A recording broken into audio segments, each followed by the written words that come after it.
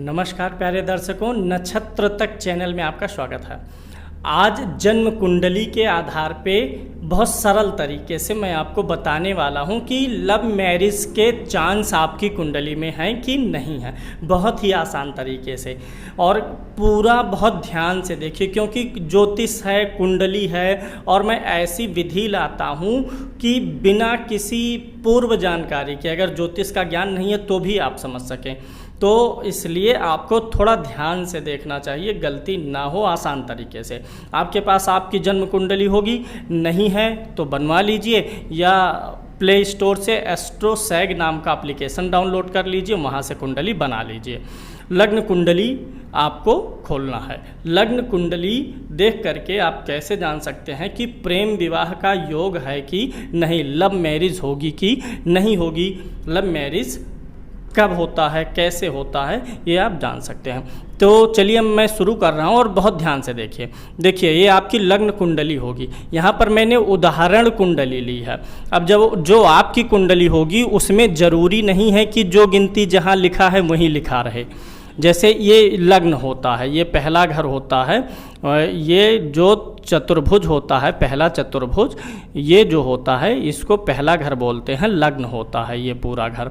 अब यहाँ पर एक नंबर गिनती लिखा है, लेकिन कोई ज़रूरी नहीं है कि आपकी कुंडली में यहाँ एक नंबर लिखा हो। जहाँ लग्न कुंडली लिखी रहेगी ऊपर, उसी के नीचे का चतुर्भुज पहला घर। यहाँ कोई भी गिनती लिखी हो सकती है, कोई भी गिनती यहाँ पर लिखी हो सकती है, इसलिए परेशान मत होइएगा। करना क्या है आपको, चलिए अब स्टेप पे चलते हैं। ये आपका पहला घर है, लग्न। आपकी कुंडली में यहाँ जो गिनती लिखी होगी वही आप देखिएगा, एक गिनती नहीं लिखी है तो परेशान मत होइए। अब देखिए ये आपका पहला घर, पहले घर से गिनना है आपको पाँचवें घर तक। पाँचवा घर 1 2 3 4 5, ये है पाँचवा घर। अब आपको इस पाँचवें घर में देखना है कि कौन सी गिनती लिखी हुई है, पाँचवें घर में कौन सी गिनती है। यहाँ पर उदाहरण कुंडली में 5 नंबर है, तो यहाँ जो गिनती लिखी हुई है उसको आप नोट कर लीजिए। 5 नंबर की गिनती किसी के कुंडली में यहाँ 1 होगा, 2 होगा, 3, मतलब 1 से 12 के बीच में कोई ना कोई गिनती होगी। तो आपको ये पाँचवें घर में देखना है कि कौन सी गिनती है। अगला 7वें घर में कौन सी गिनती है ये देखना है। 7वां घर यहीं लग्न से गिनिए, 1 2 3 4 5 6 7। 7वें घर में कौन सी गिनती है उसको भी लिख लीजिए। यहाँ उदाहरण कुंडली में 7 नंबर की गिनती है। आपकी कुंडली में यहाँ 1 से 12 के बीच में कोई भी गिनती हो सकती है। बात ध्यान से समझ लीजिए। 5वें घर की गिनती लिख लीजिए, 7वें घर की गिनती लिख लीजिए। अब जो गिनती आपको मिला, अब उस गिनती का स्वामी कौन है ये देखना है। किस गिनती का स्वामी कौन होता है यहाँ पर है। अगर मान लीजिए 5वें घर में 1 नंबर की गिनती है तो 1 नंबर यहाँ देखिए लिखा है, इसका स्वामी कौन है, मंगल। मान लीजिए यहाँ 12 नंबर लिखा हुआ है तो 12वें नंबर का स्वामी होता है गुरु। ये बीच में कॉमा है, तो किस गिनती का स्वामी कौन होता है ये आपको देखना है। अब इस उदाहरण कुंडली में देखेंगे 5 नंबर है, 5वें घर में 5 नंबर, तो 5 नंबर का स्वामी कौन है, सूर्य। आगे लिख लीजिए जो गिनती का स्वामी है। 7 नंबर का स्वामी कौन है, शुक्र। यहाँ पर देख करके आप जान सकते हैं। मैं इसको ऐसे किनारे लगा देता हूँ ताकि आपको पूरे वीडियो के दौरान दिखता रहे। अब 5वें और 7वें घर के स्वामी को आपने देख लिया कि कौन है। अब आपको देखना है कि 5वें घर का जो स्वामी है, 5वें घर का जो स्वामी है, अगर वह 7वें घर में बैठा हो और 7वें घर का स्वामी 5वें घर में बैठा हो तो प्रेम विवाह होता है। जैसे यहाँ का स्वामी 5 नंबर की गिनती का स्वामी कौन हुआ, सूर्य। स्वामी सूर्य हुआ और मान लीजिए अब सूर्य इस घर में बैठा हुआ है और इस 7वें घर का स्वामी शुक्र है और शुक्र यहाँ 5वें घर में बैठ जाए तो प्रेम विवाह होगा। मान लीजिए किसी की कुंडली में यहाँ पर 1 नंबर की गिनती है, यहाँ 3 नंबर की गिनती है। अब 1 नंबर की गिनती है तो 1 का स्वामी मंगल होता है, मंगल हो गया। और यहाँ 3 नंबर है 7वें घर में, 3 का स्वामी बुध होता है। अब इस 1 का स्वामी मंगल यहाँ 7वें घर में बैठ जाए और 7वें का स्वामी जो 3 नंबर की गिनती है उसका स्वामी बुध यहाँ बैठ जाए तो प्रेम विवाह होगा। मतलब 5वें और 7वें घर के स्वामी परस्पर एक दूसरे के घर में बैठे हों तो।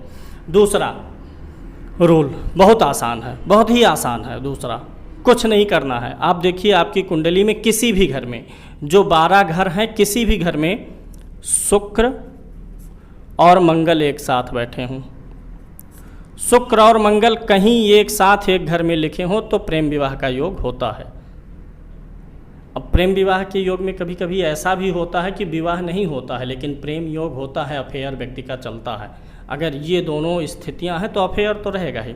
विवाह प्रेम विवाह होने के प्रबल चांस होते हैं। अगर व्यक्ति प्रेम विवाह करना चाहेगा तो प्रेम विवाह होगा।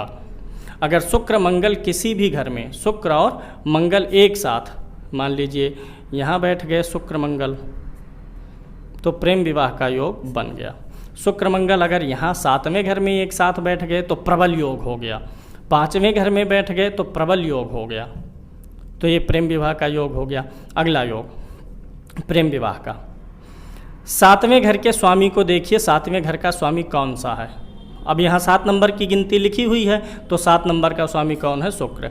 मान लीजिए 1 नंबर लिखा हुआ है तो 1 नंबर का स्वामी कौन होता है? मंगल। यहाँ देखिए मंगल 1 नंबर है तो उसका स्वामी कौन सा है? मंगल। ऐसे देखिए 7वें घर में कौन सी गिनती है, उसका स्वामी ग्रह कौन सा है। अगर वह ग्रह 11वें घर में बैठ जाए, यहीं से गिनेंगे तो 11वां पता चलेगा। 1 2 3 4 5 6 7 8 9 10 11।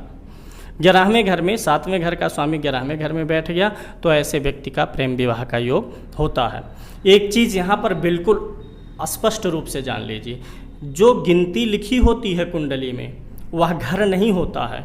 अगर मान लीजिए यहाँ 7 नंबर की गिनती लिखी है तो इसका मतलब ये नहीं है कि ये 7वां घर है। 7 नंबर की गिनती माने 7वीं राशि होती है। 7वीं राशि कौन सी है? तुला।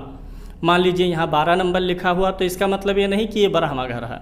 इसका मतलब ये 12वीं राशि, यानी गिनतियाँ राशि होती हैं। घर हमेशा फिक्स है, पहला घर यही जो चतुर्भुज सबसे ऊपर का है, फिर वहीं से गिनते हैं। तो लव मैरिज के ये 3 योग मैंने आपको बता दिए। अब मान लीजिए लव मैरिज का योग है, जो मैंने बताया वो सब है, ठीक। और यहाँ सामने गुरु लिखा हुआ है, इस घर में गुरु लिखा हुआ, पहले घर में गुरु है, तीसरे घर में गुरु है, यहाँ पर गुरु लिखा हुआ है, और 7 8 9 और यहाँ पर भी गुरु लिखा हुआ है। यानी पहले घर में, तीसरे घर में और 11वें घर में गुरु लिखा हुआ है। तो लव मैरिज होगी तो अपनी ही जाति बिरादरी में होगी। कार्यक्रम को लाइक कर दीजिए, शेयर कर दीजिए और सब्सक्राइब कर दीजिए। इसके अलावा भी बहुत सारे योग होते हैं जो यहाँ पर आसान तरीके से समझाना कठिन है। आप जानना चाहते हैं अपनी कुंडली के बारे में, आप हमसे संपर्क करिए 78 00 77 17 70 78 00 77 1770 पर व्हाट्सअप करिए। हाँ, पेमेंट आप करेंगे 250 रुपये और आपकी जन्म कुंडली का पूर्ण विश्लेषण और जन्म कुंडली बना करके हम आपको व्हाट्सअप करते हैं। लाइक कर दीजिए, शेयर कर दीजिए। जय श्री कृष्णा।